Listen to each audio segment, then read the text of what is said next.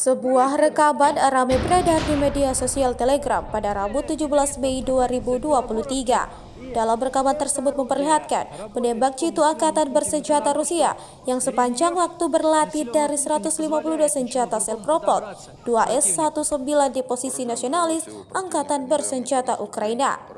Para prajurit tampak sikap mengambil posisi dan langsung mulai mengoperasikan senjatanya.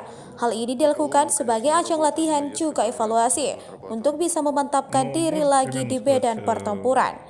Di mana semakin hari pertempuran berlangsung begitu sengit, terlihat pada akhir rekaman hasil dari serangan yang coba dilayangkan militer Rusia. Video ini kemudian viral dan menyita perhatian banyak warganet. Может прийти цель, мы начнем работать. Нет такого определенного временного показателя, чтобы там проснулись в 7, до 7 поработали, все, идем отдыхать в выходной день.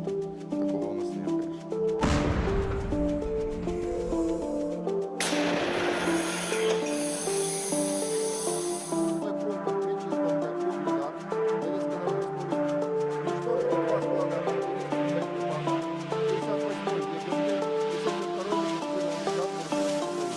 Поражение 86 подразделений в районах населенных пунктов Владимировка, Кременная Луганской Народной Республики, Табаевка Харьковской области, Никольская Донецкой Народной Республики и Жеребянка Запорожской области.